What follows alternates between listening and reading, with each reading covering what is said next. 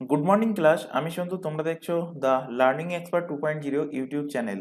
তোমাদের সামনে যে পুলিশের কনস্টেবল, এসআই এবং কেপি কনস্টেবল এবং জেল পুলিশের যে হিউজ ভ্যাকান্সি প্রকাশিত হয়েছে, তার জন্য আজ জিকেজিএস এর ওপর থেকে তোমাদের 16 নম্বর ক্লাস প্রোভাইড করা হচ্ছে। তো এর আগে অলরেডি আমরা কিন্তু 15টা ক্লাস কভার করে নিয়েছি এই জিকেজিএস এর ওপর থেকে। যদি সেই ক্লাসগুলো না দেখে থাকো, ওপরে আই বাটনে লিঙ্ক শো হচ্ছে, সেটার উপর ক্লিক করো, অথবা এই চ্যানেলের ডেসক্রিপশন বক্সটা ফলো করো, তার মধ্যে কিন্তু প্লে লিস্টের লিঙ্ক প্রোভাইড করাই আছে। সেটার উপর ক্লিক করলে প্রিভিয়াস যে ক্লাসগুলো হয়ে গেছে সেই ক্লাসগুলো সেখান থেকে পরপর করে নিতে পারবে।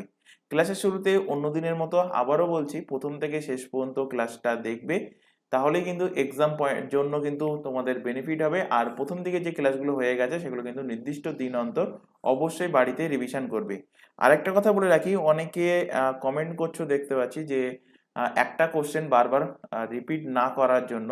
তো একটা কথা বলে রাখি যে কোশ্চেন কিভাবে সেট হবে তার একটা অবভিয়াসলি আইডিয়া কিন্তু আমাদের আছে। আর এমন কিছু কোশ্চেন আছে যেগুলো কিন্তু ম্যাক্সিমাম ক্যান্ডিডেট কিন্তু ভুলে যায়, এবং সেগুলোই থেকেই কিন্তু ম্যাক্সিমাম টাইম কিন্তু কোশ্চেন দেয় এক্সামে। সেই কারণে কিন্তু সেই কোশ্চেনগুলো বারবার রিপিটেশন করানো হয়, যাতে করে তোমাদের মুখস্থ হয়ে যায় বা সঠিকভাবে রিভিশনটা হয়ে যায়। তো যাই হোক, শুরু করছি আজকের ক্লাস। আজকের ক্লাসে ফার্স্ট কোশ্চেন দেখো, মহাবিদ্রোহের অন্তিম লগ্নে বাহাদুর শাহ জাফরকে কোথা থেকে বন্দি করা হয়েছিল, কোথা থেকে অ্যারেস্ট করা হয়েছিল? তো বাহাদুর শাহ জাফরকে অ্যারেস্ট করা হয়েছিল হুমায়ুন টম থেকে, অর্থাৎ হুমায়ুনের সমাধি থেকে তাকে কিন্তু বন্দি করা হয়েছিল। কে বন্দি করেছিল? বন্দি করেছিল হার্ডসন। কে বন্দি করে? হার্ডসন বন্দি করে। আর ইংরেজের নাম হলো হাডসন। কবে বন্দি করেছিল? বন্দি করেছিল 1857 সালে, যে মহাবিদ্রোহ যুদ্ধ হয়েছিল। তো মহাবিদ্রোহ যুদ্ধে এক্সাক্ট ডেট না মনে রাখলেও হবে, এনাকে অ্যারেস্ট করা হয়েছিল 20 সেপ্টেম্বর 1857। 1857 সালের মহাবিদ্রোহে সময় বাহাদুর শাহ জাফরকে হুমায়ুনের টম থেকে, হুমায়ুনের সমাধি থেকে বন্দি করেন, এবং তাকে অ্যারেস্ট করে রাখা হয় কোথায়? তাকে অ্যারেস্ট করে রাখা হয় রেঙ্গুন জেল। কোথায়? রেঙ্গুন। রেঙ্গুন জেলে কিন্তু তাকে রাখা হয়। রেঙ্গুন জেলটা কোথায়? বর্তমানে মায়ানমারে অবস্থিত। তখন নাম কি ছিল? তখন নাম ছিল বার্মা। তো বার্মা বা মায়ানমারে অবস্থিত কি রেঙ্গুন জেল, এবং এই রেঙ্গুন জেলেই এই বাহাদুর শাহ জাফর 1862 সালে তিনি কিন্তু এই রেঙ্গুন জেলেই মারা যান। এখান থেকে আরেকটা কোশ্চেন রিলেট করো, তোমাদের কোশ্চেন দেয় যে মুঘল সাম্রাজ্যের শেষ শাসক কে ছিলেন? মুঘল বা শেষ মুঘল সম্রাট কে ছিলেন? তো last ruler of Mughal dynasty, শেষ মুঘল সম্রাট ছিলেন এই শেষ মুঘল সম্রাট ছিলেন কে? এই দ্বিতীয় বাহাদুর শাহ ছিলেন শেষ মুঘল সম্রাট। চলে আসো পরবর্তী কোশ্চেনে।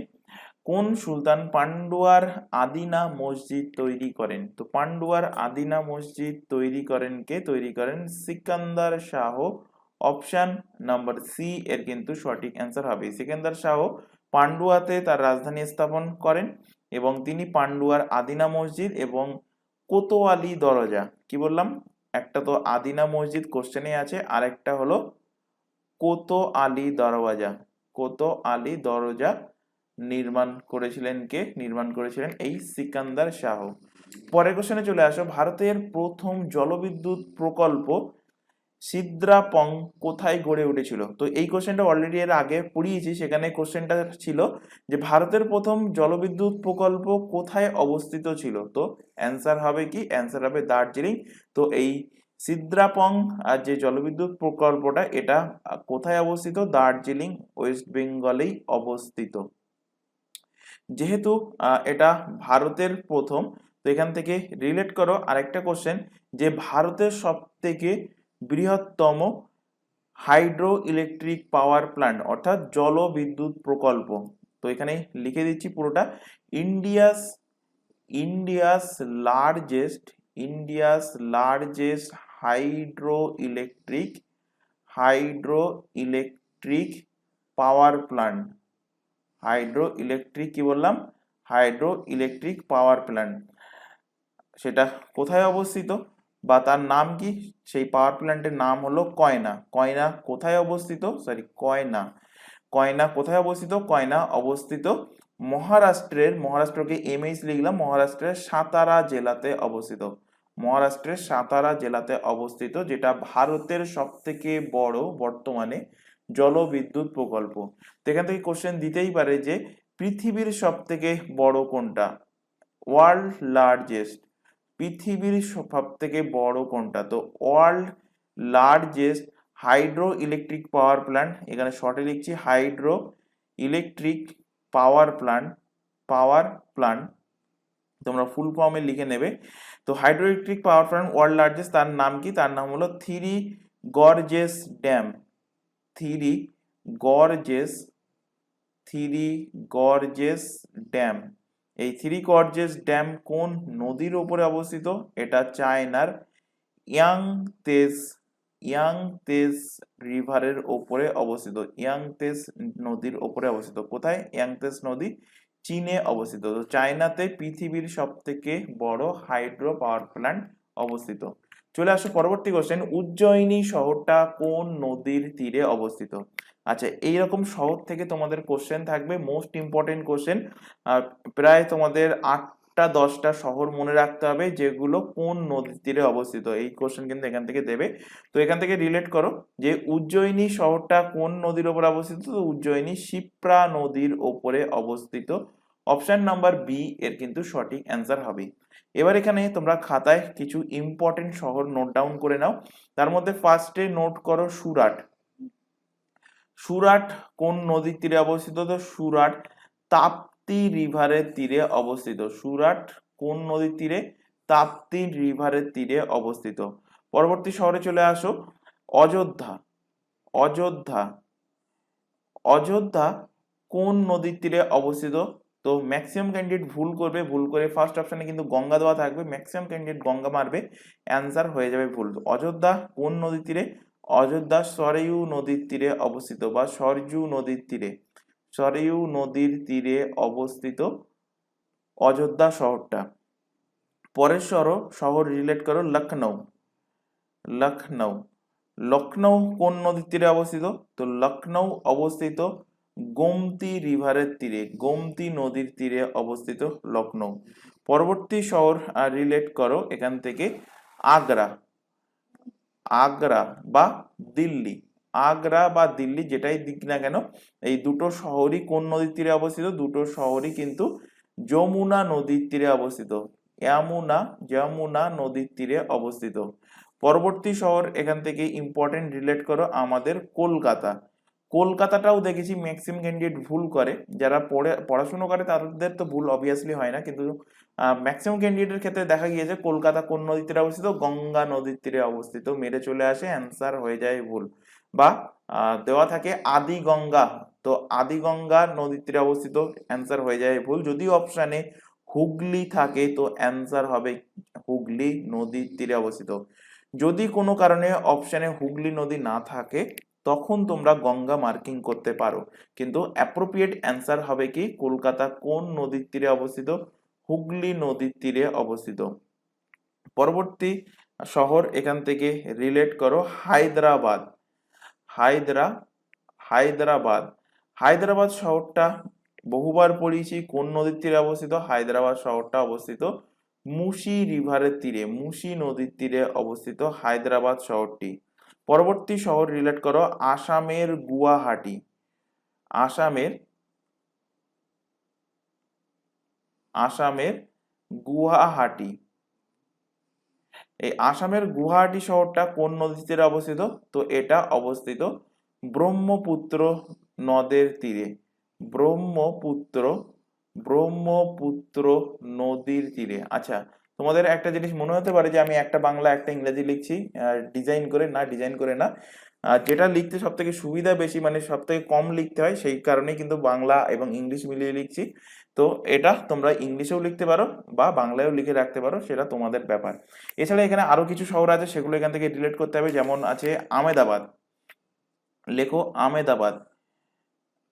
আমেদাবাদ আমেদাবাদ শহরটা কোন নদীর তীরে অবস্থিত? আমেদাবাদ শহরটা অবস্থিত সবরমতী রিভারের তীরে অবস্থিত, নদীর তীরে অবস্থিত। পরের শহর এখান থেকে রিলেট করো, জামশেদপুর। ঝাড়খণ্ডের জামশেদপুর।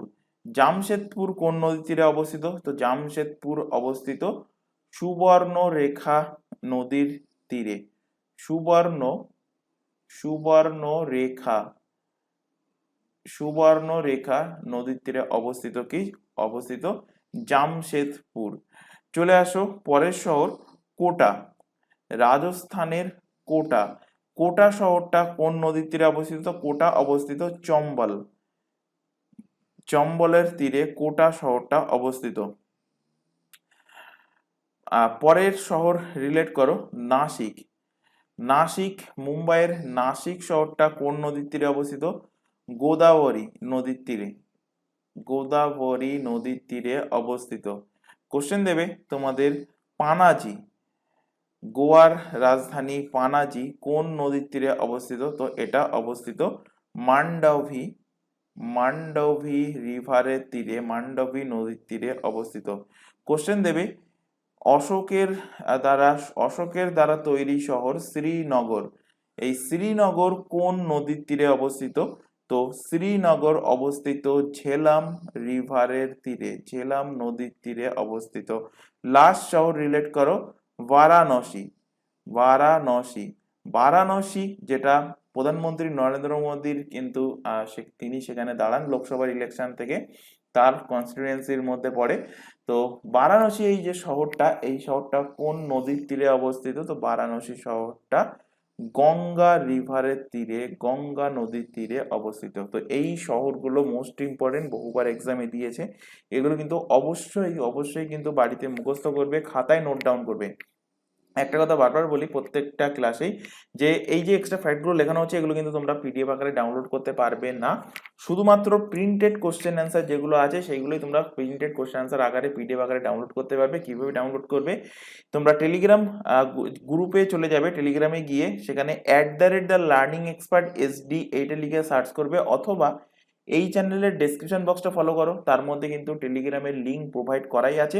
সেটার উপর ক্লিক করলে তোমরা সরাসরি টেলিগ্রাম গ্রুপে জয়েন হতে পারবে এবং সেখান থেকে প্রতিটা ক্লাসের পিডিএফ, মানে আজকে যে ক্লাসটা দেখছো, এখন যে ক্লাসটা দেখছো, বা এর আগে যে ক্লাস হয়ে গেছে, বা ভবিষ্যতে যে ক্লাসগুলো হবে, প্রতিটা ক্লাসের পিডিএফ তোমরা সেখান থেকে পেয়ে যাবে। চলে আসো পরের কোশ্চেন, কোন সালে রেল বাজেটকে জেনারেল বাজেট থেকে আলাদা করা হয়? মোস্ট ইম্পর্টেন্ট কোশ্চেন, বহুবার এক্সামে রিপিট হয়েছে কোশ্চেনটা। তো রেল বাজেটকে জেনারেল বাজেট থেকে আলাদা করা হয়েছে কবে? আলাদা করা হয়েছে 1924 সালে। অপশন নাম্বার বি এর কিন্তু সঠিক অ্যান্সার হবে। আচ্ছা, এখানে রেলের ওপর থেকে কিছু কোশ্চেন তোমাদের রিলেট করাবো। 1905 থেকে রিলেট করো যে রেলওয়ে বোর্ড এই যে এএলপির এক্সাম, টেকনিশিয়ানের এক্সাম, তারপর এনটিপিসি বা গ্রুপ ডি, এই সমস্ত যে এক্সামগুলো কন্ডাক্ট করে, এটা কন্ডাক্ট করে কে? রেলওয়ে বোর্ড কন্ডাক্ট করে। তো এই রেলওয়ে বোর্ডের ইস্টাবলিশ কবে হয়েছিল? তো রেলওয়ে বোর্ডের ইস্টাবলিশ হয় 18 ফেব্রুয়ারি 1905 সালে রেলওয়ে বোর্ডের ইস্টাবলিশ হয়। কোশ্চেন দেবে এই রেলওয়ে বোর্ডের হেডকোয়ার্টার কোথায় অবস্থিত? তো রেলওয়ে বোর্ডের হেডকোয়ার্টার অবস্থিত নিউ দিল্লিতে অবস্থিত রেলওয়ে বোর্ডের হেডকোয়ার্টার। কোশ্চেন দেবে এই রেলওয়ে বোর্ডের চেয়ারম্যান পদে কে নিযুক্ত আছেন বর্তমানে? এখান থেকে দুটো কোশ্চেন দেবে। মোস্ট ইম্পর্টেন্ট কোশ্চেন হলো রেলওয়ে বোর্ডের চেয়ারম্যান কে বর্তমানে? তো মোস্ট ইম্পর্টেন্ট এই কারণে বলছি পরে, এনার নাম হলো জয়া বার্মা সিনহা। মোস্ট ইম্পর্টেন্ট এই কারণে, এই যে রেলওয়ে বোর্ড 1905 সালে ইস্টাবলিশ হয়েছে, সেখান থেকে আজ 2024 পর্যন্ত এখনো পর্যন্ত রেলওয়ে বোর্ডের চেয়ারম্যান হিসেবে কোনো মহিলা নিযুক্ত হয়নি। তাই এই জয়া বার্মা শর্মা হলেন কে? জয়া বার্মা শর্মা হলেন first female chairman of railway board. তাই যদি কোশ্চেন দেয় যে প্রথম মহিলা সভাপতি কে রেলওয়ে বোর্ড, তখন অ্যান্সার কি হয়ে যাবে? তখন অ্যান্সার হবে জয়া বার্মা সিনহা, এবং ইনি বর্তমানে চেয়ারম্যান পদে কিন্তু নিযুক্ত আছেন। আচ্ছা, এখান থেকে রিলেট করো, এখান থেকে কোশ্চেন দেয়, বহুবার কোশ্চেন দিয়েছে, ভারতে রেল পথের জনক কাকে বলা হয়? ভারতের রেলপথের রেলপথের জনক অর্থাৎ ফাদার অফ ইন্ডিয়ান রেলওয়ে, ভারতের রেলপথের জনক কাকে বলা হয়? বলা হয় লর্ড ডালহৌসিকে, লর্ড ডালহৌসিকে বলা হয়। তাই এখান থেকে কোশ্চেন দেবে যে ভারতের প্রথম রেল কবে চলে? ভারতের প্রথম রেল ভারতের প্রথম রেল কবে চালু হয়েছিল, কবে চলেছিল? এক্সাক্ট ডেট মনে রাখতে হবে, মোস্ট ইম্পর্টেন্ট কিন্তু এটা। তো ডেট মনে রাখবে 16 এপ্রিল 1853 সালে ভারতের প্রথম রেল চলে। তো এই প্রথম রেল যেটা চলেছে এটা কোথা থেকে কোথার মধ্যে চলেছিল? তো বোম্বে টু থানে, কিন্তু এখানে এক্সাক্ট জায়গা মনে রাখতে হবে। বোম্বের কোথায়? বোম্বের বোরিবন্দর, বোরিবন্দর বোম্বে, বোরিবন্দর কোথায়? বোম্বে টু কার মধ্যে চলেছিল? চলেছিল থানে।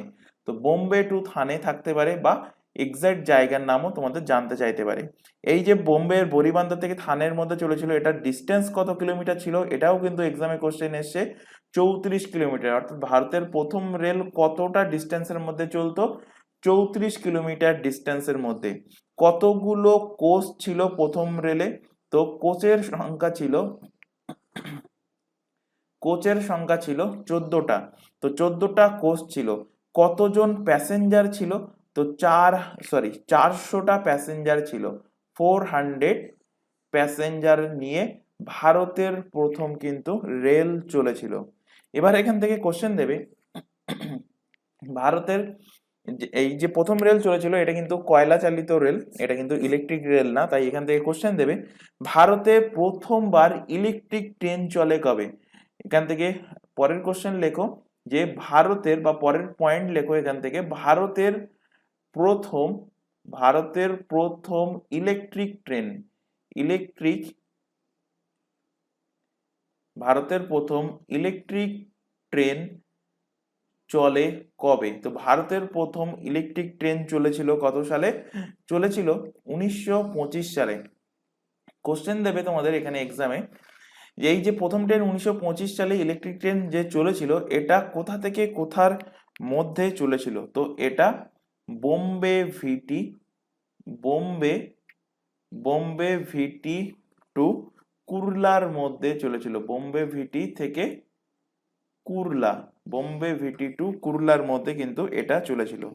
তো এখান থেকে কোশ্চেন দেবে, ভারতের প্রথম ইলেকট্রিক ট্রেন হলো যখন, তো এখান থেকে কোশ্চেন দেবে মেট্রো। তো ভারতের প্রথম মেট্রো রেল চলেছিল কবে? তো ভারতের প্রথম মেট্রো রেল চলেছিল, এক্সাক্ট ডেট মাথায় রাখবে এই কারণে, কারণ এই প্রথম মেট্রো রেল ভারতের মধ্যে পশ্চিমবঙ্গের কলকাতাতেই কিন্তু সর্বপ্রথম চলেছিল। তাই বারবার বলছি এক্সাক্ট ডেট মনে রাখবে, 21 অক্টোবর 1984 সালে প্রথম মেট্রো রেল চলে।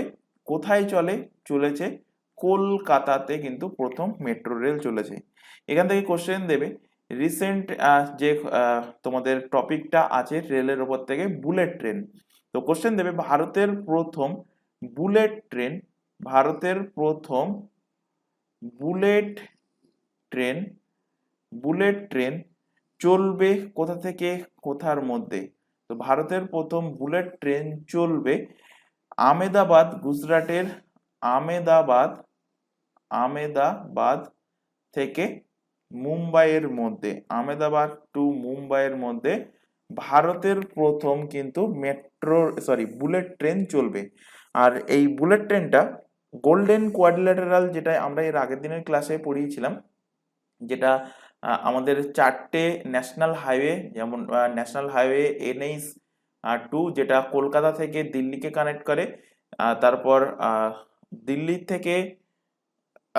থেকে এদিকে নিচে মুম্বাইকে কানেক্ট করে NH 8, আর মুম্বাই থেকে চেন্নাইকে কানেক্ট করে NH 4, আর চেন্নাই থেকে কলকাতাকে কানেক্ট করে NH 5। এই যে 4টে শহরকে চতুষ্কোণের মতো কানেক্ট করছে ন্যাশনাল হাইওয়ে, একে বলা হয় গোল্ডেন কোয়াড্রিল্যাটারাল।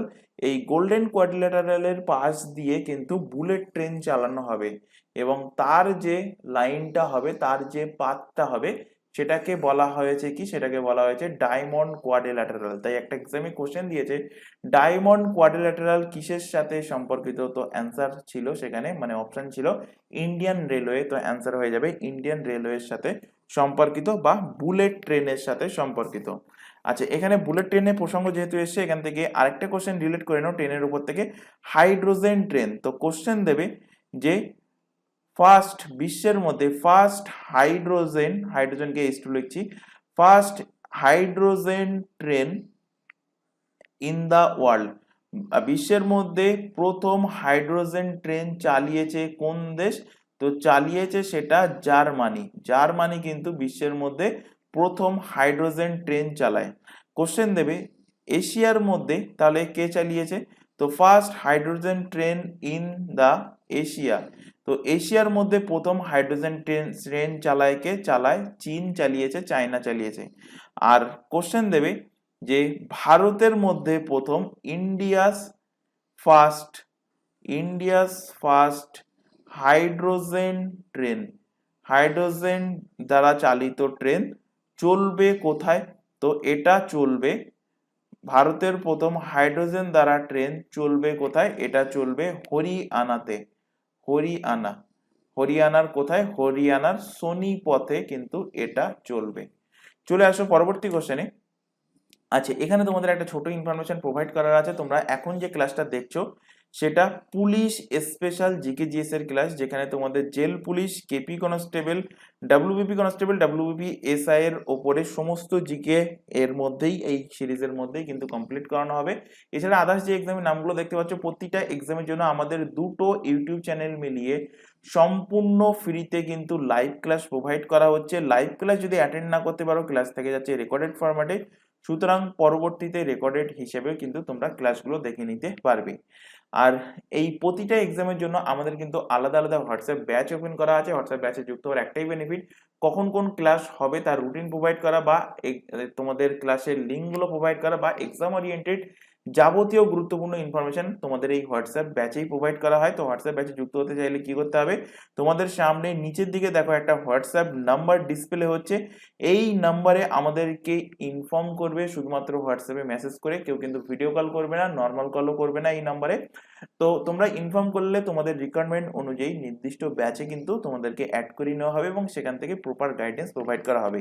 এছাড়া এখানে আরো একটা ইনফরমেশন দেবো, তোমরা এখন যে ক্লাসটা, যে চ্যানেলে ক্লাসটা দেখছো সেটা হলো দা লার্নিং এক্সপার্ট 2.0। এই চ্যানেলেই তোমাদের প্রত্যেকটা এক্সামের জন্য জিকেজিএস এর ক্লাস, কারেন্ট অ্যাফেয়ার্স এর ক্লাস, রিজনিং এর ক্লাস এবং ইংলিশের ক্লাস সম্পূর্ণ ফ্রিতে পাবে এই চ্যানেল থেকে। এর পাশাপাশি ম্যাথের ক্লাসের জন্য আমাদেরই আরেকটি নতুন চ্যানেল ওপেন করা হয়েছে। চ্যানেলে অলরেডি কিন্তু ক্লাস শুরু হয়ে গেছে, চ্যানেলের নামটা ভালোভাবে দেখে নাও, ম্যাথ বাই সন্তু স্যার। তো চ্যানেলটা যেহেতু নতুন, সেই কারণে কিন্তু চ্যানেলের লিঙ্কটা আমরা এই ক্লাসের ডেসক্রিপশন বক্সে দিয়ে রেখেছি, সেটার উপর ক্লিক করলে তোমরা সরাসরি এই নতুন চ্যানেলে চলে যেতে পারবে।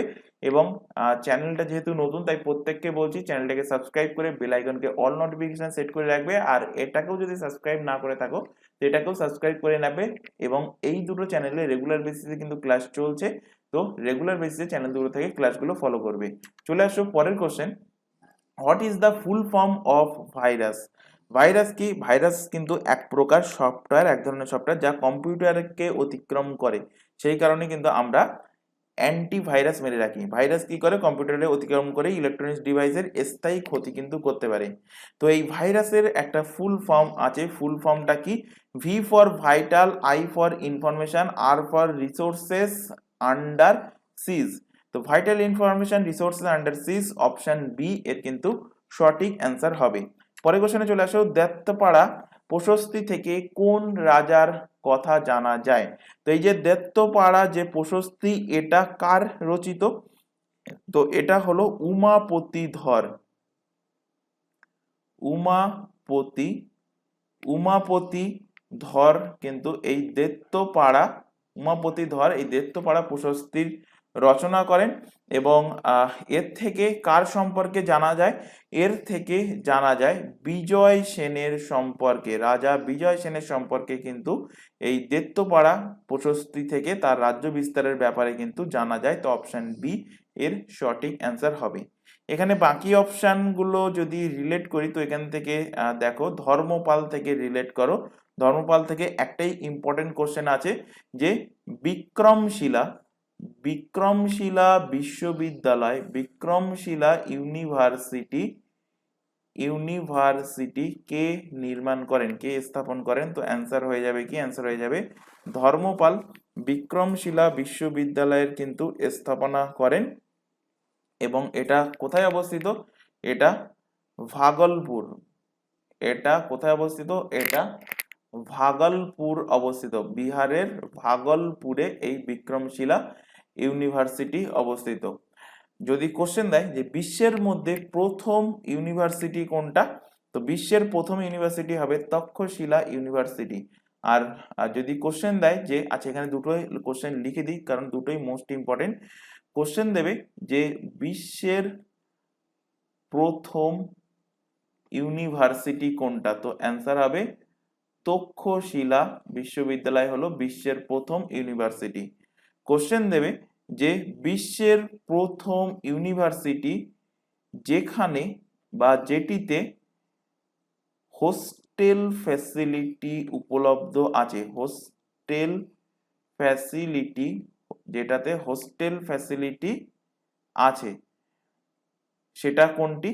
সেটা হলো নালন্দা ইউনিভার্সিটি, নালন্দা বিশ্ববিদ্যালয়। সেটা কি? সেটা হলো নালন্দা বিশ্ববিদ্যালয়, নালন্দা ইউনিভার্সিটি, নালন্দা বিশ্ববিদ্যালয়। তো কোশ্চেন দুটোর মধ্যে পার্থক্য আশা করি বুঝতে পেরেছো। যদি কোশ্চেন দেয় বিশ্বের প্রথম বিশ্ববিদ্যালয় তখন অ্যান্সার হবে তক্ষশিলা ইউনিভার্সিটি। আর যদি কোশ্চেন দেয় যে বিশ্বের প্রথম বিশ্ববিদ্যালয় যেখানে হোস্টেল ফ্যাসিলিটি আছে তো সেটা হয়ে যাবে নালন্দা ইউনিভার্সিটি। নালন্দা ইউনিভার্সিটির এস্টাবলিশ করে কুমার গুপ্ত নালন্দা ইউনিভার্সিটির স্থাপন করেছিলেন, এস্টাবলিশ করেছিলেন।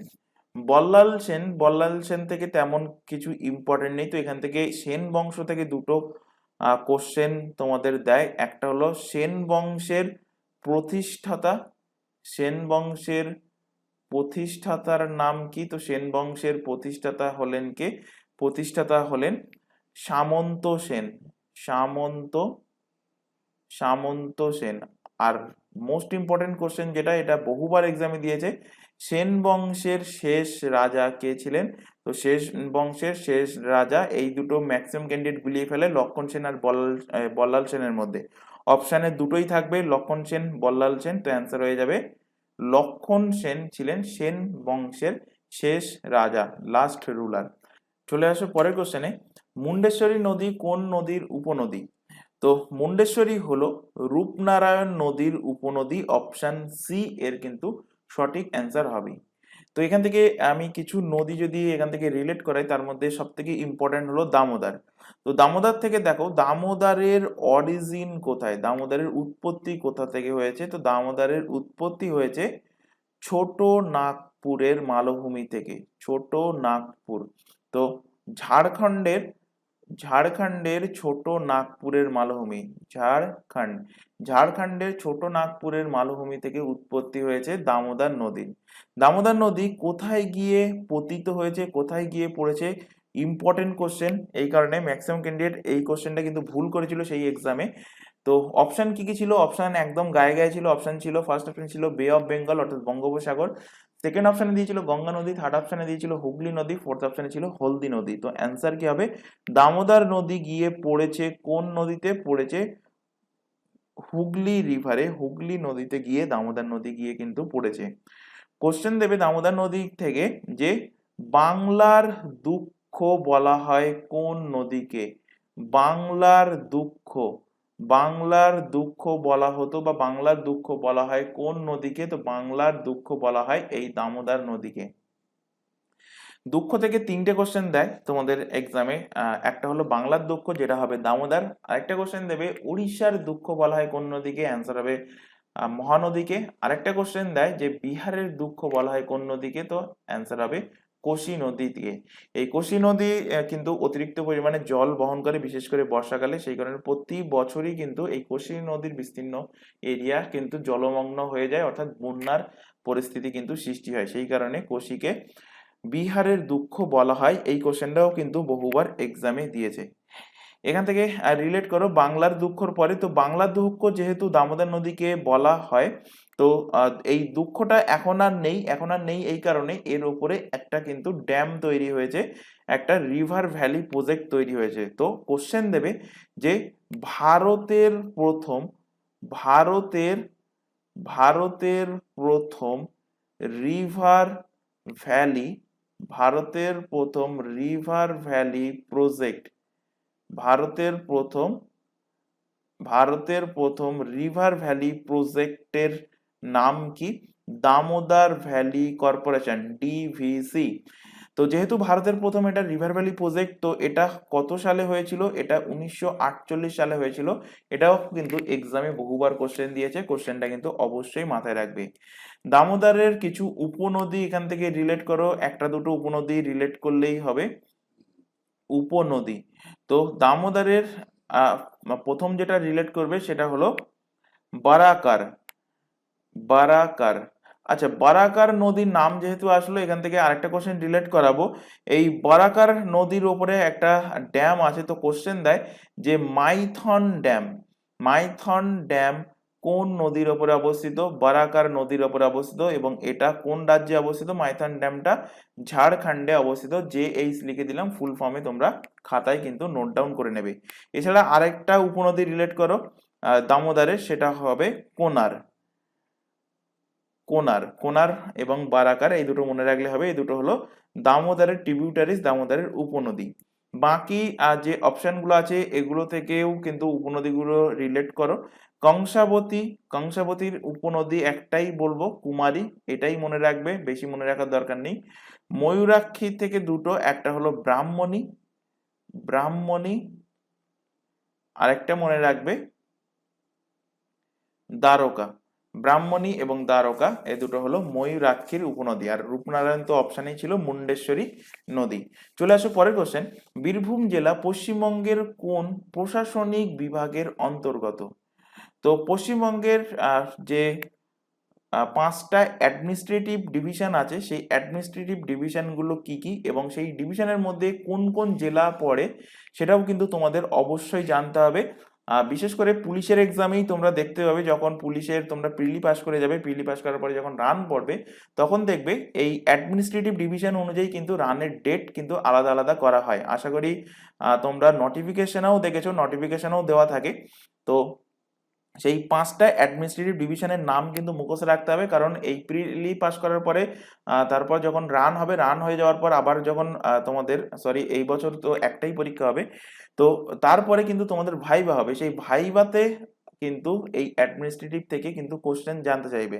সাপোজ ধরো কেউ ভাইবাতে গেছো, তো সে হয়তো কলকাতা থেকে বিলং করো, কলকাতাতে তার বাড়ি, তো জিজ্ঞাসা করবে যে তুমি কোন প্রেসিডেন্সির আন্ডারে, তুমি কোন অ্যাডমিনিস্ট্রেটিভের আন্ডারে পড়ো, তো তোমার উত্তর বলতে হবে আমি প্রেসিডেন্সি অ্যাডমিনিস্ট্রেটিভের আন্ডারে পড়ি। এগুলো কিন্তু বেসিক নলেজ, এগুলো কিন্তু বলতেই হয়, মানে এগুলো যদি জানি না বা পারবো না বা পরে জেনে আসবো, তো এতে কিন্তু নেগেটিভ মার্কিং আছে। এমন কোশ্চেন তোমাদের আহ, দে- মৌখিক যে পরীক্ষাটা হয়, যে ভাইভাটা হয়, তাতে এমন কিছু কোশ্চেন তোমাদের জিজ্ঞাসা করে যেগুলো বেসিক নলেজ, সেগুলো কিন্তু জানতেই হয় তোমার।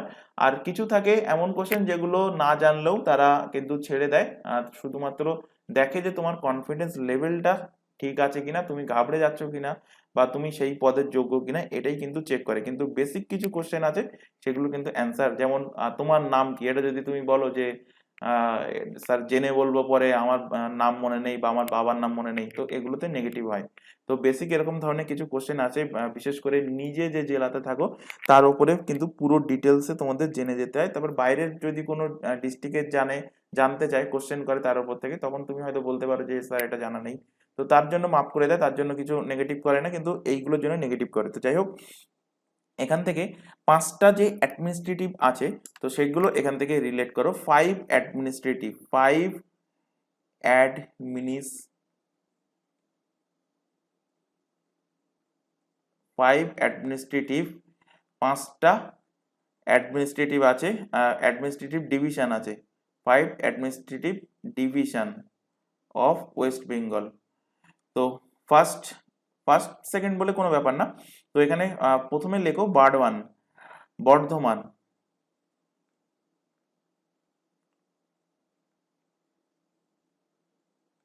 বর্ধমান ডিভিশন। তো বর্ধমান ডিভিশন লেখো, বর্ধমান ডিভিশন। আচ্ছা, 5টা ডিভিশন এখানে আগে ফার্স্টে লিখে নিই। Bardhaman division, Jalpaiguri division, Jalpaiguri division. 3 নম্বরে লেখো এখানে মালদা ডিভিশন, 4 নম্বরে লেখো মেদিনীপুর, 4টে বা 5টা ডিস্ট্রিক্ট নিয়ে কিন্তু এই ডিভিশনগুলো করা হয়েছে। এবং লাস্ট লেখো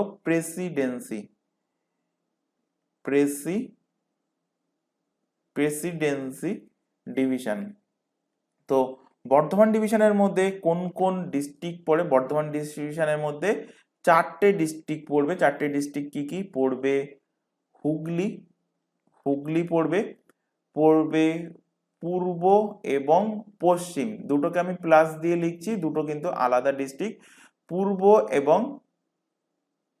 পূর্ব এবং পশ্চিম বর্ধমান, পূর্ব এবং পশ্চিম বর্ধমান। আরেকটা পড়বে কি? বীরভূম। তো অপশনে খুব সম্ভবত বীরভূম ছিল, সরি কোশ্চেনে সম্ভবত বীরভূম ছিল। হ্যাঁ, বীরভূম জেলা পশ্চিমবঙ্গের কোন প্রশাসনিক বিভাগের মধ্যে পড়ে? তো অ্যান্সার কি হবে? অ্যান্সার হবে বর্ধমান। অপশন নাম্বার সি এর কিন্তু সঠিক অ্যান্সার হবে। তো এখান থেকে বাকি যে ডিভিশনগুলো আছে, এই ডিভিশনের মধ্যে কোন কোন ডিস্ট্রিক্ট আছে সেগুলো এখান থেকে জেনে নাও, নোট করে নাও। জলপাইগুড়ি ডিভিশনের মধ্যে 5টা আছে। তো উত্তরবঙ্গে যে জেলাগুলো, সেই জেলাগুলো চোখ বন্ধ করে এখানে লেখো। তো আলিপুরদুয়ার,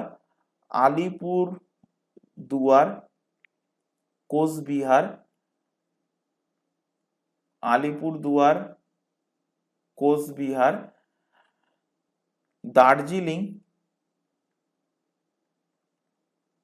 দার্জিলিং, জলপাইগুড়ি,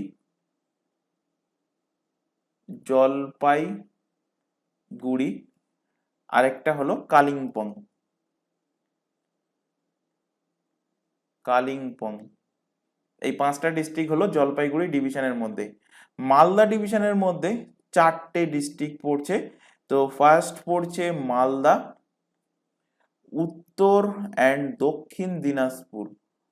উত্তর প্লাস লিখছি, উত্তর প্লাস দক্ষিণ, এ দুটো কিন্তু আলাদা আলাদা অবভিয়াসলি। উত্তর প্লাস দক্ষিণ দিনাজপুর। আরটা হলো মুর্শিদাবাদ।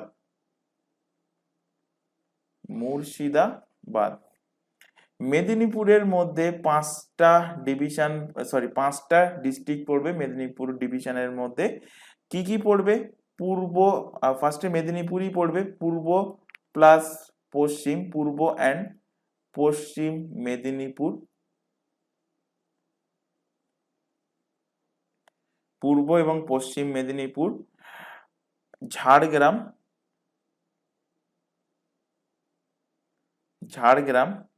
পুরুলিয়া, 1টা 2টো 3টে 4টে। আরেকটা পড়বে বাঁকুড়া। আর প্রেসিডেন্সির মধ্যেও পড়বে কটা? প্রেসিডেন্সির মধ্যে পড়বে 5টা। কি কি সেই 5টা? ফার্স্ট হলো Howrah, north plus south 24 Pargana, PGNS লিখে দিলাম, পরগনা। হাওড়া, নর্থ 24 পরগনা, সাউথ 24 পরগনা, 3টে হয়ে গেল। কলকাতা, আর একটা বাকি থাকছে, সেটা হলো কি নদিয়া। তো Howrah, north 24 Pargana, south 24 Pargana, Kolkata and Nadia, এই 5টা ডিস্ট্রিক্ট পড়বে প্রেসিডেন্সি ডিভিশনের মধ্যে। চলে আসো পরের কোশ্চেন। 2011 সালে আদমশুমারি অনুযায়ী ভারতে মহিলা শিক্ষার হার কত? তো 2011 সেন্সাস অনুযায়ী ভারতে মহিলা শিক্ষার হার হলো 65.46%। অপশন সি এর সঠিক অ্যান্সার হবে। যদি কোশ্চেন দিত যে total literacy total literacy total literacy rate of India 2011 census অনুযায়ী, তো অ্যান্সার হবে 77.08%। তো এখান থেকে ফিমেলের লিটারেসি রেট পেয়ে গেলে ফিমেলের কত? ফিমেলের হলো 65.46%। তাহলে মেলদের কত এটাও কিন্তু তোমাদের অবশ্যই জানতে হবে পুরো অল ওভার ইন্ডিয়ার মধ্যে। তো মেলদের হলো 82.14% হলো মেলদের শিক্ষার হার, আর ফিমেলদের শিক্ষার হার কোশ্চেনে ছিল 65.46%। কোশ্চেন দেবে যে টোটাল লিটারেসি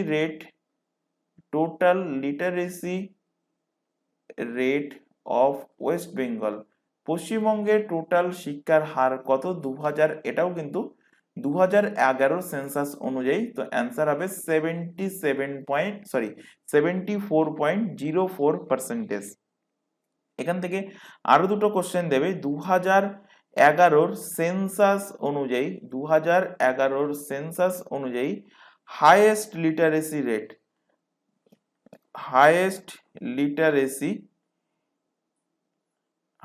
লিটারেসি স্টেট কোনটা? তো হাইয়েস্ট লিটারেসি স্টেট হলো 2011 সেন্সাস অনুযায়ী কেরালা। আর 2011 সেন্সাস অনুযায়ী লোয়েস্ট লিটারেসি স্টেট কোনটা? তো লোয়েস্ট লিটারেসি স্টেট হলো বিহার রাজ্য। তো 2021 সেন্সাস হওয়ার কথা ছিল, যেহেতু সেই টাইমে কোভিড ছিল সেই কারণে কিন্তু পিছিয়ে গেছে, এখনো পর্যন্ত সেন্সাস হয়নি। সম্ভবত এই লোকসভা ইলেকশন জাস্ট হয়ে গেল, তো এর পরে হওয়ার কথা আছে। তো এইবার যদি সেন্সাস হয়, এটাই বলতে চাইছি, এবার যদি সেন্সাস হয় বিহার কিন্তু লাস্টে থাকবে না, বিহার কিন্তু অনেক ডেভেলপ হয়ে গেছে। যাই হোক, চলে আসো পরের কোশ্চেন। ভারতের কোন শহর নবাবদের শহর নামে পরিচিত? তো এই কোশ্চেনটা বহুবার পড়িয়েছি। উত্তরপ্রদেশের লখনৌ হলো ভারতের শহর, যেটা নবাবের শহর নামে পরিচিত। অপশন ডি এর সঠিক অ্যান্সার হবে। তো এখান থেকে কিছু ফ্যাক্ট তোমাদের রিলেট করবো, যদিও এটা আগেও পড়ানো হয়েছে। তো এখানে ফার্স্টে লেখো সিটি অফ জয়। বহুবার এক্সামে কোশ্চেন দিয়েছে, সেই কারণে কিন্তু বারবার পড়ানো হচ্ছে। অনেকের এটা মনে হতে পারে, বোরিং লাগতে পারে যে এক কোশ্চেন বারবার রিপিট করা হচ্ছে। রিপিট করানোর একটাই অর্থ, যাতে করে ক্লাসেই তোমাদের পুরানো যে ইম্পর্টেন্ট যে কোশ্চেনগুলো, যেগুলো এক্সামে বহুবার রিপিট হয়েছে, সেই কোশ্চেনগুলো যাতে করে মুখস্থ হয়ে যায়, সেই কারণে কিন্তু বারবার রিপিটেশন করানো হয়। এবং একটা কথা বলবো যে তোমাদের চিন্তা করার কিছু নেই, তোমাদের কিন্তু প্রত্যেকটা জায়গা থেকে কোশ্চেন কিন্তু কভার করানো হবে। আর যারা ভাবছো যে ক্লাসে রিপিটেশন হচ্ছে, তো ক্লাস যদি ভালো না লাগে সেটা আপ টু তোমাদের ব্যাপার, কিন্তু ক্লাসে কিন্তু এটাই চলবে যে ইম্পর্টেন্ট কোশ্চেন কিছুদিন অন্তর অন্তর কিন্তু রিপিটেশন হবে, যাতে করে তোমাদের সেই পয়েন্টগুলো মুখস্থ হয়ে যায়। বিশ্বাস না হলে যখন এক্সাম হবে তখন মিলিয়ে নেবে যে সেখান থেকে কোশ্চেন আসছে না, বা প্রিভিয়াস ইয়ারের কোশ্চেন যদি তোমরা এখন ঘেটে দেখো তাহলেও বুঝতে পারবে যে যেগুলো রিপিটেশন করানো হয় সেগুলো এক্সাম পয়েন্ট অফ ভিউ থেকে কতটা গুরুত্বপূর্ণ। যাই হোক, এখানে অ্যান্সার হবে কি, কলকাতাকে বলা হয় কি সিটি অফ জয় বা সিটি অফ প্যালেস, যেটাই থাকুক না কেন অ্যান্সার কিন্তু কলকাতা হবে। কোশ্চেন দেবে পিঙ্ক সিটি বলা হয় কোন শহরকে? তো পিঙ্ক সিটি বলা হয় জয়পুর, রাজস্থানের জয়পুরকে বলা হয় পিঙ্ক সিটি। কোশ্চেন দেবে তোমাদের ভারতের রুড় বলা হয় কাকে? রুড় অফ ইন্ডিয়া, ভারতের রুড় বলা হয় কাকে? তো ভারতের রুড় বলা হয় দুর্গাপুরকে ভারতের রুড় বলা হয়। তো দুর্গাপুর থেকে কোশ্চেন এইভাবে দিতেই পারে, এটা কোন জেলায় অবস্থিত দুর্গাপুর? তো দুর্গাপুর অবস্থিত পশ্চিম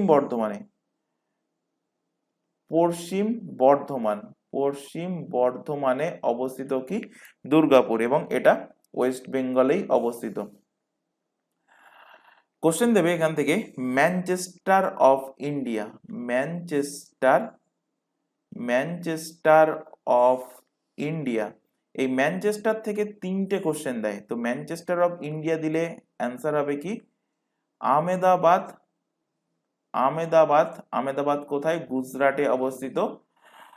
কোশ্চেন দেবে ম্যানচেস্টার অফ নর্থ ইন্ডিয়া, আরেকটা কোশ্চেন দেবে তোমাদের এখান থেকে ম্যানচেস্টার অফ সাউথ ইন্ডিয়া। তো ম্যানচেস্টার অফ নর্থ ইন্ডিয়া দিলে অ্যান্সার হবে কি কানপুর। কানপুর কোথায়? উত্তরপ্রদেশে অবস্থিত। আর ম্যানচেস্টার অফ সাউথ ইন্ডিয়া দিলে অ্যান্সার হবে কোয়েম্বাটোর। কোয়েম্বাটোর কোন জেলাতে, সরি কোন রাজ্যে অবস্থিত? তামিলনাড়ুতে অবস্থিত। কোশ্চেন দেবে তোমাদের valley of flowers, valley of flowers, valley of flowers বলা হয় কোন রাজ্যকে? বলা হয় উত্তরাখণ্ডকে, উত্তরাখণ্ড। তো উত্তরাখণ্ডকে বলা হয় কি? বলা হয় ভ্যালি অফ ফ্লাওয়ার। কোশ্চেন দেবে যে city of cotton, city of cotton, কটনের শহর বলা হয় কাকে?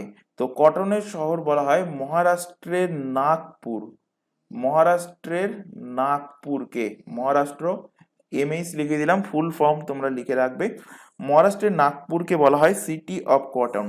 কোশ্চেন দেবে the Scotland, the Scotland of India বলা হয় কোন জায়গাকে? তো স্কটল্যান্ড অফ ইন্ডিয়া বলা হয় কুর্গ। কুর্গ কোন স্টেটের মধ্যে পড়ে? কর্ণাটক। কর্ণাটকের কুর্গকে বলা হয় the Scotland of India. Question দেবে তোমাদের এখান থেকে Silicon Valley, Silicon Valley, Silicon Valley of India. তো সিলিকন ভ্যালি বলা হয়, ভারতের সিলিকন ভ্যালি বলা হয় কোন শহরকে? বলা হয় ব্যাঙ্গালোরকে, ব্যাঙ্গালোরকে বলা হয় সিলিকন ভ্যালি। কোশ্চেন দেবে তোমাদের এখান থেকে পূর্বের এথেন্স, অর্থাৎ এথেন্স অফ ইস্ট, পূর্বের এথেন্স বলা হয় কাকে? কোন শহরকে? তো অ্যান্সার হবে মাদুরাই। মাদুরাই শহরকে বলা হয় পূর্বের এথেন্স। মাদুরাই তামিলনাড়ুর মধ্যে অবস্থিত। কোশ্চেন দেবে evergreen, evergreen city of India, evergreen city of India বলা হয় কোন শহরকে? বলা হয় তিরুবানান্তপুরম, তিরুবানান্তপুরম। তিরুবানান্তপুরম হলো কেরালার ক্যাপিটাল, কেরালার রাজধানী হলো তিরুবানান্তপুরম। চলে আসো পরের কোশ্চেন। কোন সংবিধান সংশোধনের মাধ্যমে মৌলিক কর্তব্য অর্থাৎ ফান্ডামেন্টাল ডিউটিসকে ভারতের সংবিধানে অন্তর্ভুক্ত করা হয়েছে? তো ভারতের সংবিধানে অন্তর্ভুক্ত করা হয়েছে 42তম সংশোধনীর মাধ্যমে। তো 42তম সংশোধনীতে অনেক কিছু ইম্পর্টেন্ট জিনিস হয়েছে, সেগুলো কিন্তু তোমাদের প্রত্যেকটা পয়েন্ট কিন্তু জানতে হবে, যদিও এর আগে বহুবার পড়িয়েছি। তো 42তম অ্যামেন্ডমেন্ট 1976, 42তম অ্যামেন্ডমেন্টে সব থেকে ইম্পর্টেন্ট যেটা হয়েছে সেটা হলো প্রিয়াম্বেলের সংশোধন, অর্থাৎ প্রস্তাবনাতে সংশোধন। তো এখনো পর্যন্ত শুধুমাত্র একবারই কিন্তু এই প্রস্তাবনাতে সংশোধন হয়েছে, সেটা কবে? 1976 সালে 42তম সংশোধনের মাধ্যমে।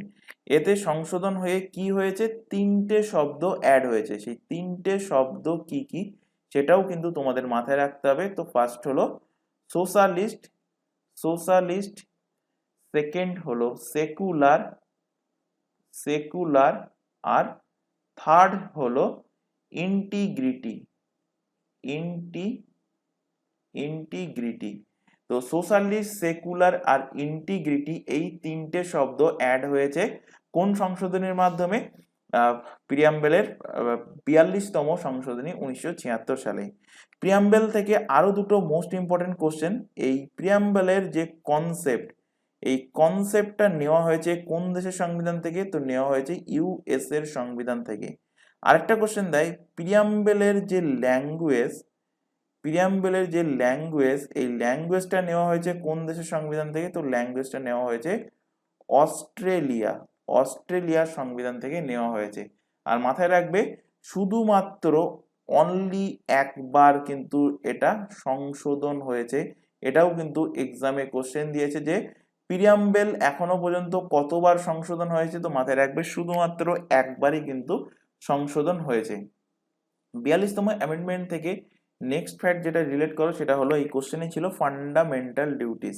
তো কোশ্চেন দেয় যে ফান্ডামেন্টাল ডিউটিস ভারতের প্রথম কোন সংশোধনীর মাধ্যমে অ্যাড হয়েছে, তো মাথায় রাখবে 42তম সংশোধনীর মাধ্যমে। তো 42তম সংশোধনীর মাধ্যমে কতগুলো ফান্ডামেন্টাল ডিউটিস অ্যাড হয়েছে এটাও কিন্তু এক্সামে কোশ্চেন দিয়েছে। তো 10টা ফান্ডামেন্টাল ডিউটিস অ্যাড হয়েছে। কোশ্চেন দেবে বর্তমানে ফান্ডামেন্টাল ডিউটিসের সংখ্যার কথা, বর্তমানে ফান্ডামেন্টাল ডিউটিসের সংখ্যা হলো 11টা।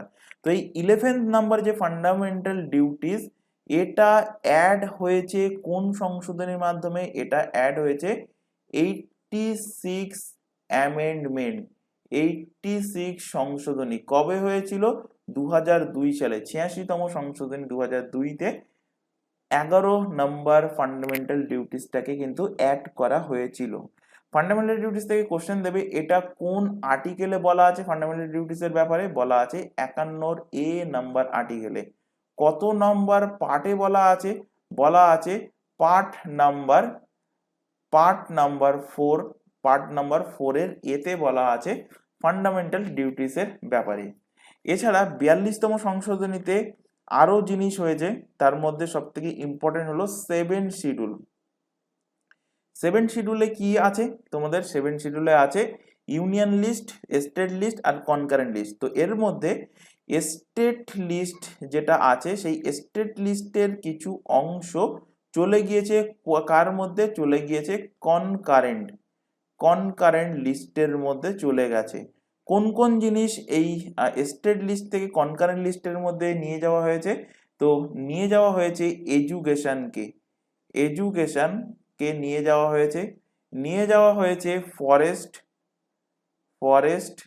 ফরেস্টে কারা থাকে? ফরেস্টে থাকে পশু পাখি, অর্থাৎ wild animal, protection of wild animal.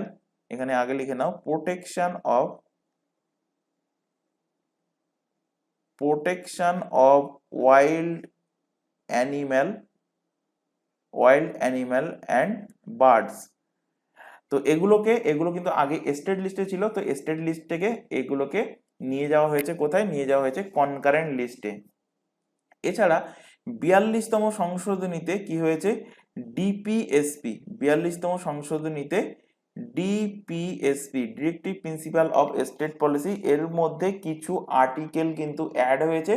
কোন কোন আর্টিকেল এর মধ্যে অ্যাড হয়েছে? তো আর্টিকেল নাম্বার 39, আর্টিকেল নাম্বার 39-এর এ, আর্টিকেল নাম্বার 43-এর এ, আর্টিকেল নাম্বার 48-এর এ, এই আর্টিকেলগুলোকে কিন্তু ডিপিএসপির মধ্যে অ্যাড করা হয়েছে এবং এর মধ্যেও কিন্তু কিছু না কিছু সংশোধন করা হয়েছে। এছাড়া এই 42তম সংশোধনীর মাধ্যমে হাইকোর্টের যে জুডিশিয়াল রিভিউ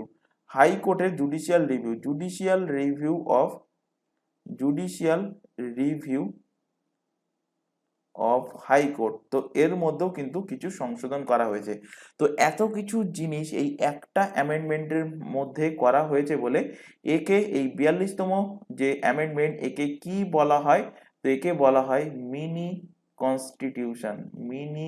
কনস্টিটিউশন। তো কোশ্চেন দিয়েছিল তোমাদের এক্সামে মিনি কনস্টিটিউশন বলা হয় কোন অ্যামেন্ডমেন্টকে, কোন সংশোধনীকে? তো অ্যান্সার হয়ে যাবে 42তম সংশোধনীকে বলা হয় মিনি কনস্টিটিউশন। আচ্ছা, বাকি যে অপশনগুলো আছে এগুলো এখান থেকে রিলেট করাবো, কারণ এগুলোও কিন্তু মোস্ট ইম্পর্টেন্ট। তার মধ্যে ফার্স্টে রিলেট করো 44th অ্যামেন্ডমেন্ট, 44তম সংশোধনী। 44th অ্যামেন্ডমেন্ট কবে হয়েছিল? 44th হয়েছিল 1978 সালে। এই 44th অ্যামেন্ডমেন্টে সব থেকে ইম্পর্টেন্ট কোন জিনিসটা হয়েছে রাইট টু প্রপার্টি। আগে যেটা ফান্ডামেন্টাল রাইটের মধ্যে ছিল রাইট টু প্রপার্টি, যেটা ফান্ডামেন্টাল রাইট আর্টিকেল নাম্বার 19-এর 6 নম্বর ক্লাসের মধ্যে ছিল, সেটাকে ফান্ডামেন্টাল রাইট অর্থাৎ মৌলিক অধিকার থেকে ছিনিয়ে নিয়ে সেটাকে নিয়ে যাওয়া হয়ে গেছে কিসে? লিগাল রাইটস এর মধ্যে, অর্থাৎ কানুনি অধিকারের মধ্যে নিয়ে যাওয়া হয়েছে। কত নম্বর আর্টিকেলে বর্তমানে আছে? এটা আর্টিকেল নাম্বার 300 এর মধ্যে এই রাইট টু প্রপার্টিকে এখন রাখা হয়েছে। পরে সেকেন্ড যে এখানে অপশন ছিল 21তম সংশোধনী আর 24তম সংশোধনী। তো এখান থেকে রিলেট করো। ফার্স্টে 21st অ্যামেন্ডমেন্ট, 21তম সংশোধনী। 21st অ্যামেন্ডমেন্ট কবে হয়েছিল? 21তম সংশোধনী 1967। তো এটাও কিন্তু তোমাদের পড়ানো হয়েছে, তোমাদের পড়িয়েছিলাম 8th শিডিউল।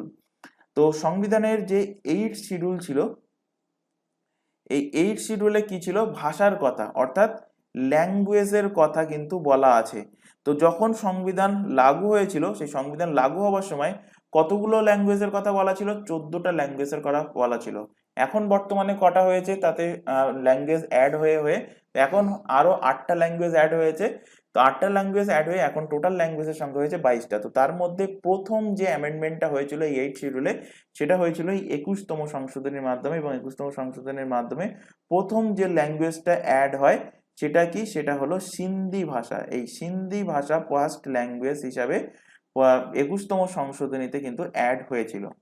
চলে আসো 24তম সংশোধনী, 24th অ্যামেন্ডমেন্ট। 24th অ্যামেন্ডমেন্ট 24তম সংশোধনী কবে হয়? 1971 সালে।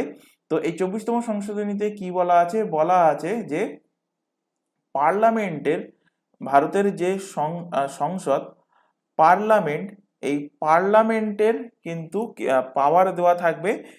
কি পাওয়ার দেওয়া থাকবে? কনস্টিটিউশনে যেমন 368 নম্বর আর্টিকেলেই বলা আছে যে কনস্টিটিউশনে যে কোনো আর্টিকেলকে সংশোধন করা যাবে।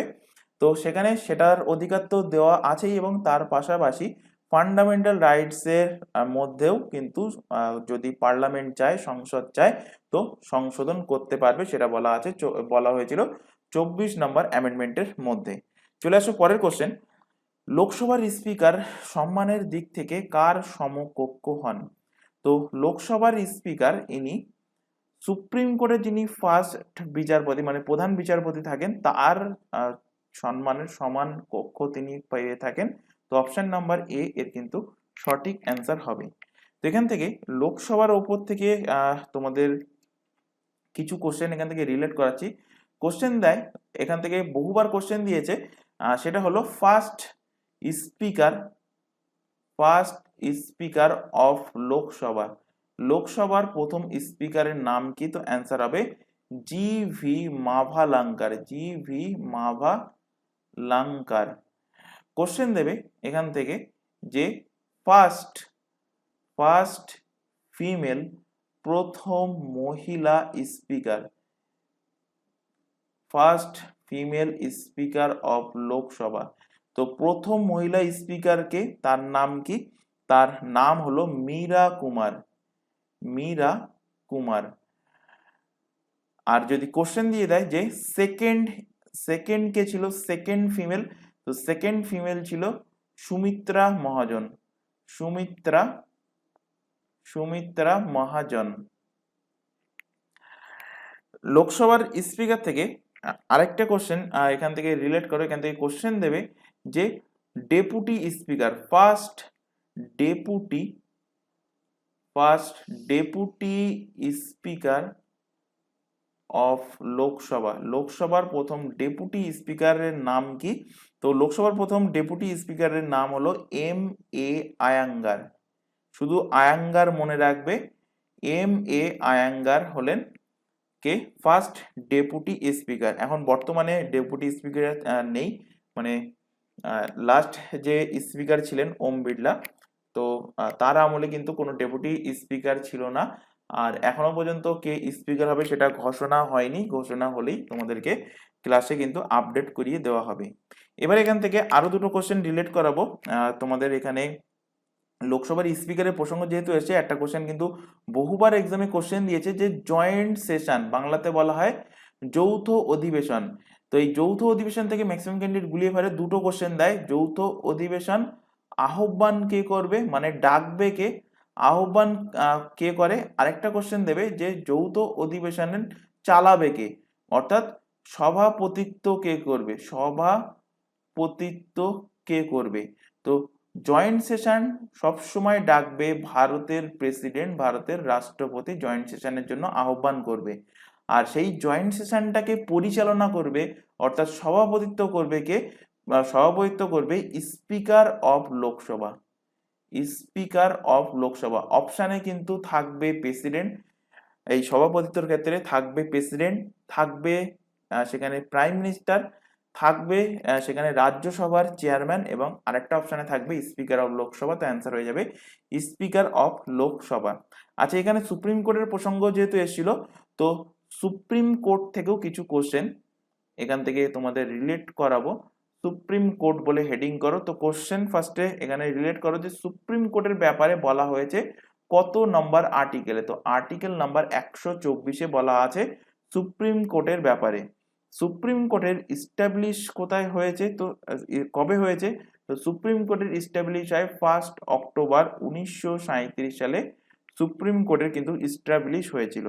কোশ্চেন দেয় সুপ্রিম কোর্টের যে সমস্ত জাজেসরা আছে তাদের রিটায়ারমেন্টের বয়স কত? তো তাদের রিটায়ারমেন্টের বয়স হলো 65 বছর, 65 বছর, 65 ইয়ার হলো তাদের রিটায়ারমেন্টের বয়স। কোশ্চেন দেবে এখান থেকে যে বর্তমানে টোটাল জাজেসের সংখ্যা কটা? বর্তমানে টোটাল জাজেসের সংখ্যা কটা এই সুপ্রিম কোর্টে? তো টোটাল জাজেসের সংখ্যা হলো 33 + 1, অর্থাৎ টোটাল জাজেসের সংখ্যা হলো 34টা। 1 লিখলাম এই কারণে, 1টা হলেন চিফ জাস্টিস অফ ইন্ডিয়া, অর্থাৎ সুপ্রিম কোর্টের চিফ জাস্টিস। বর্তমানে তার নাম কি, কে আছেন? তো বর্তমানে আছেন D.Y. চন্দ্রচূড়। D.Y. চন্দ্রচূড় আছেন চিফ জাস্টিস অফ ইন্ডিয়া, অর্থাৎ সুপ্রিম কোর্টের প্রধান বিচারপতি, এবং ইনি কত নম্বর? ইনি 50তম চিফ জাস্টিস অফ ইন্ডিয়া। এখান থেকে আরেকটা কোশ্চেন রিলেট করাবো সুপ্রিম কোর্ট থেকে। সুপ্রিম কোর্টের ফার্স্ট সিজিআই কে ছিলেন? ফার্স্ট চিফ জাস্টিস কে ছিলেন? তো ফার্স্ট চিফ জাস্টিস ছিলেন হরিলাল জে কানাইয়া। হরিলাল জে কানাইয়া। চলে আসো পরের কোশ্চেনে। কন্যাশ্রী প্রকল্প কবে চালু হয়? কোশ্চেনটা কিন্তু বহুবার দিয়েছে, বিশেষ করে স্টেটের এক্সামেই কিন্তু কোশ্চেনটা দিয়েছে। তো অ্যান্সার কি হবে? কন্যাশ্রী প্রকল্প চালু হয় 2013 সালে, অপশন এ এর কিন্তু সঠিক অ্যান্সার হবে। এটা কোন গভর্নমেন্ট এই কন্যাশ্রী প্রকল্প চালু করেছে? তো চালু করেছে আমাদের পশ্চিমবঙ্গ সরকার।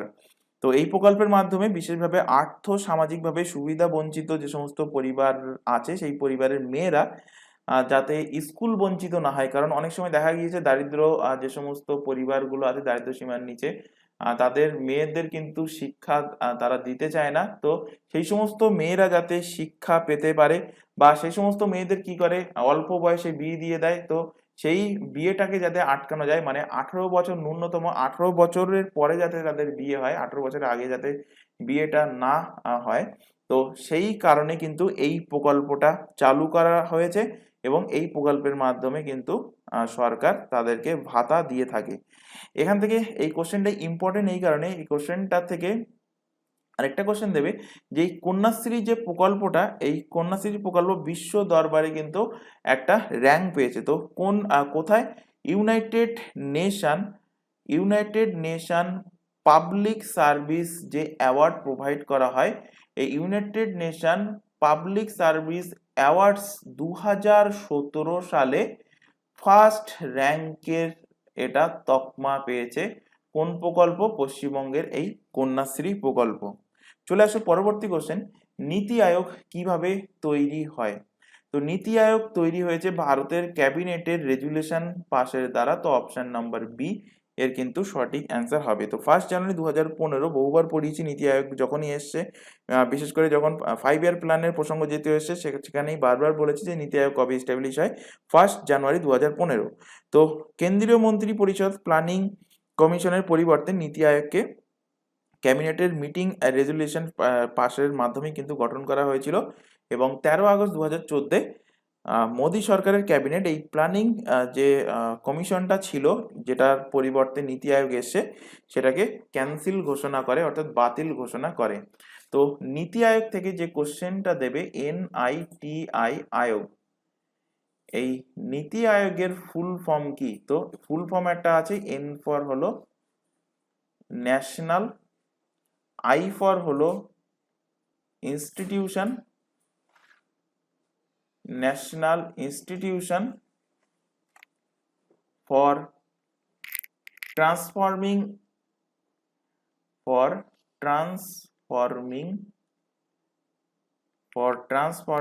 ইন্ডিয়া হলো নীতি আয়োগের ফুল ফর্ম। নীতি আয়োগের ইস্টাবলিশ কবে হয়? এক্ষুনি বললাম, আবারও লিখে দিচ্ছি, ইস্টাবলিশ হয় 1 জানুয়ারি 2015 সালে নীতি আয়োগের ইস্টাবলিশ হয়। নীতি আয়োগ থেকে কোশ্চেন দেবে, নীতি আয়োগের চেয়ারম্যান পদে বর্তমানে কে নিযুক্ত আছেন বা চেয়ারপারসন কে? তো যিনি প্রাইম মিনিস্টার থাকবেন তিনি নীতি আয়োগের চেয়ারম্যান পদে নিযুক্ত থাকেন। তো বর্তমানে কে? নরেন্দ্র মোদী কিন্তু চেয়ারম্যান পদে নিযুক্ত আছেন। কোশ্চেন দেবে, ভাইস চেয়ারম্যান পদে কে নিযুক্ত থাকেন? তো ভাইস চেয়ারম্যান পদে নিযুক্ত থাকেন সুমন বেরি। কোশ্চেন দেবে, নীতি আয়োগের বর্তমান সিইও পদে কে নিযুক্ত আছেন? তো তার নাম হলো বিভিআর সুব্রমণিয়াম।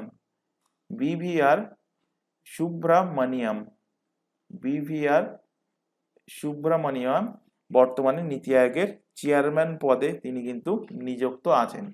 চলে আসো পরের কোশ্চেন, ভারতের জাতীয় আয় পরিমাপ প্রথম কে করেন? তো ভারতের জাতীয় আয় প্রথম পরিমাপ করেন দাদাভাই নরউজি।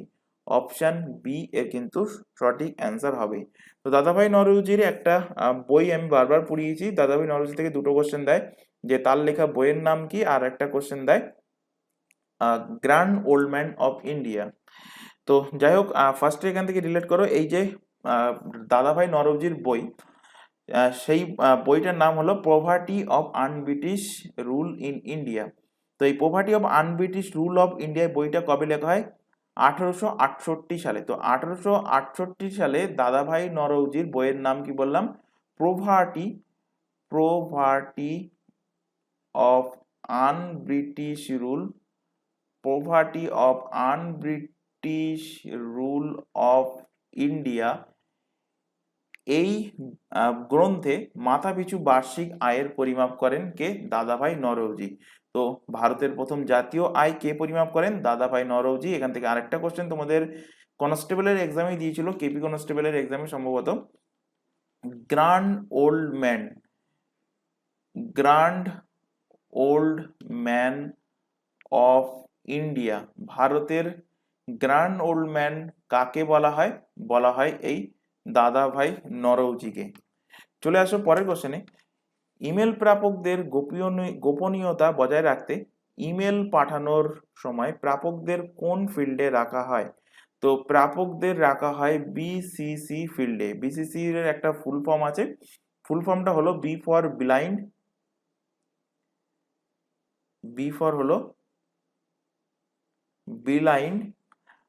সি ফর হলো কার্বন, ব্লাইন্ড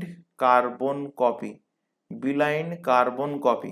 তো বিসিসি এর ফুল ফর্ম হলো ব্লাইন্ড কার্বন কপি। এটা কি করে? নিরাপত্তা এবং গোপনীয়তার কারণে বিপুল সংখ্যক লোককে একটা ইমেল বার্তা পাঠানোর জন্য এই পাঠানোর সময় এই বিসিসিআই এর বৈশিষ্ট্যের ব্যবহার করা হয়। যখন এটা ইমেল বার্তার বিসিসি ক্ষেত্রে ইমেল ঠিকানাগুলো রাখা হয়, তখন সেই ঠিকানাগুলোকে ইমেল প্রাপকদের কাছে অদৃশ্য করে রাখা হয়। তো এটাই হলো বিসিসি অর্থাৎ ব্লাইন্ড কার্বন কপির কাজ। চলে আসো পরের কোশ্চেন, এমএস ওয়ার্ড অর্থাৎ মাইক্রোসফট ওয়ার্ডে রিপ্লেস যে অপশনটা আছে, রিপ্লেস অপশনটা কোন মেনুতে থাকে? তো মাইক্রোসফট ওয়ার্ডের এই যে রিপ্লেস অপশনটা, এটা থাকে এডিট অপশনের মধ্যে, অপশন নাম্বার ডি এর কিন্তু সঠিক অ্যান্সার হবে। রিপ্লেস থেকে আরেকটা কোশ্চেন দেয় যে মাইক্রোসফট ওয়ার্ডে রিপ্লেসের যে শর্টকাট আছে, সেই শর্টকাটটা কি? তো রিপ্লেসের শর্টকাট হলো CTRL, Ctrl+H মারলে কিন্তু রিপ্লেসের যে বারটা, সেই রিপ্লেস বারটা কিন্তু ওপেন হয়ে যায়। চলে আসো পরের কোশ্চেন, সাম্প্রতি কে 2023 সালে রোহিণী নায়ার প্রাইজে ভূষিত হয়েছেন? প্রকাশ আমতে, দীনানাথ রাজপুত, দিলীপ মহালানবিশ না মুনীশ্বর চান্দার দাওয়ার। তো সম্প্রতি রোহিণী নায়ার এই যে প্রাইজটা, রোহিণী নায়ার প্রাইজে 2023 সালে ভূষিত হয়েছেন কে? ভূষিত হয়েছেন Dinanath Rajput. Option number B এর কিন্তু সঠিক অ্যান্সার হবে। চলে আসো পরের কোশ্চেনে। সম্প্রতি প্রকাশিত 2023 সালে ইনক্লুসিভনেস ইন্ডেক্স অনুযায়ী ভারত কততম স্থানে রয়েছে? তো ইনক্লুসিভনেস যে ইন্ডেক্স, এই ইন্ডেক্স অনুযায়ী ভারতের র্যাঙ্ক হলো 2023-এ 117তম। তো অপশন সি এর সঠিক অ্যান্সার হবে। এবং এই ইনক্লুসিভনেস ইন্ডেক্স যেটা, এটাতে টপ পজিশনে, ফার্স্ট পজিশনে কোন দেশ আছে? তো টপ র্যাঙ্কে আছে নিউজিল্যান্ড। নিউজিল্যান্ড আছে টপ র্যাঙ্কে। তো আজকের ক্লাসে এই 20টা কোশ্চেন রাখা হয়েছিল। আশা করি প্রত্যেকটা কোশ্চেন তোমাদের ক্লিয়ার হয়েছে। যদি কোথাও কোনো কোশ্চেনে ডাউট থেকে থাকে তো সেটা অবশ্যই তোমরা কমেন্ট বক্সে কমেন্ট করে জানাবে। আর ক্লাস যদি ভালো লেগে থাকে তো অবশ্যই ক্লাসটাকে লাইক করবে, তোমার বন্ধু বান্ধবের মধ্যে শেয়ার করবে যারা পুলিশের এক্সামের জন্য প্রিপারেশন নিচ্ছে বা আদার্স অন্যান্য কম্পিটিটিভ এক্সামের জন্য প্রিপারেশন নিচ্ছে। তো আজকের ক্লাস আমরা এখানে শেষ করছি। আজকের ক্লাস এই পর্যন্ত। নেক্সট দেখা হবে পরবর্তী ক্লাস নিয়ে। Thank you.